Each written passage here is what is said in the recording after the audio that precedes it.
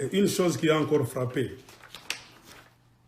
Donc, mon cerveau, c'est ce qu'on dit de Kagame.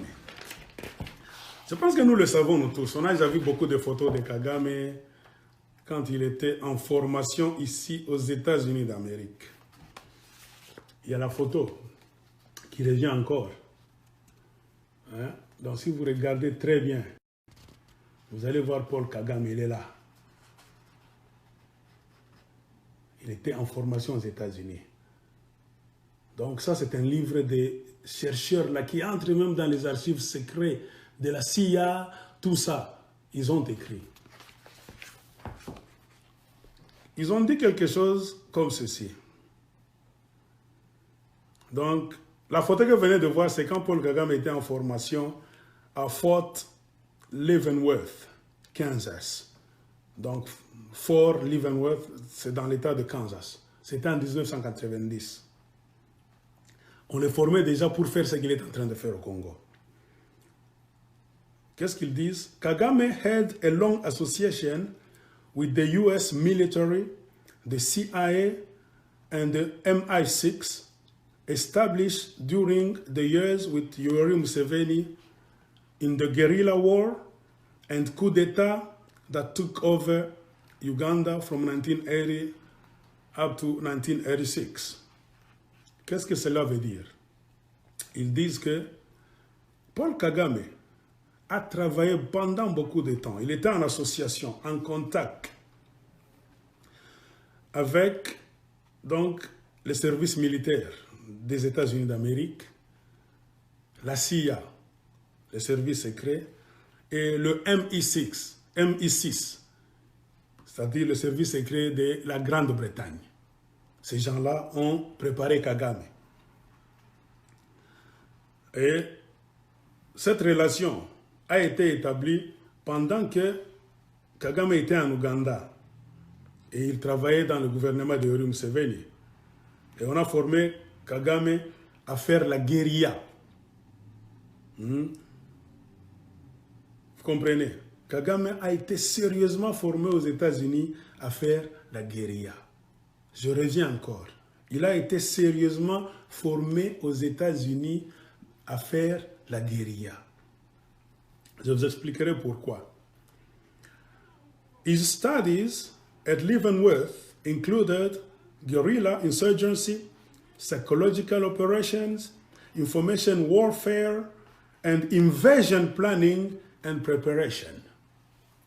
Donc, dans sa formation aux États-Unis d'Amérique, parmi les études que Kagame a étudiées, on nous dit, à Kansas, là où il a été formé dans le guérilla, comme j'ai dit. Donc, insurgence. Donc, entrer dans un pays là-bas en forme de guérilla pour vous surprendre, et puis amener les opérations psychologiques. Donc, la guerre psychologique. Donc, Kagame est spécialiste dans la guerre psychologique, dans la guerre de l'information, guerre médiatique. On a informé et comment on planifie l'invasion d'un pays et comment on se prépare pour envahir un pays. Alors, chers amis, je pense que vous devez maintenant avoir une idée de ce qui se passe au Congo. Alors, comprenez pourquoi il y a le désordre au Congo. Et quand on attaque les gens, on les tue.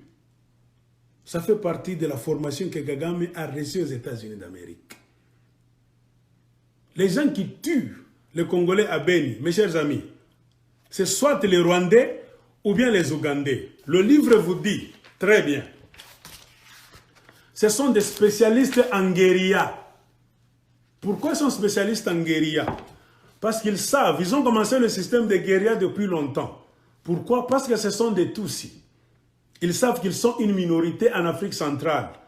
S'ils vont en bataille rangée, en guerre classique comme ça, avec toutes les tribus, contre toutes les tribus, contre n'importe quel peuple, ils vont perdre par leur nombre parce qu'ils sont moins nombreux. C'est pour cela qu'ils ont préféré être formés aux États-Unis d'Amérique. Donc, dans le système de guérilla. c'est-à-dire des combattants invisibles. Donc si vous vous battez avec ces gens-là, vous allez vous battre avec des combattants que vous ne voyez pas. C'est ce qui se passe à Beni, Lubero, tout ça. Vous vous réveillez le matin, on a tué des gens, vous ne savez pas qui a tué. Ce sont les combattants de Kagame.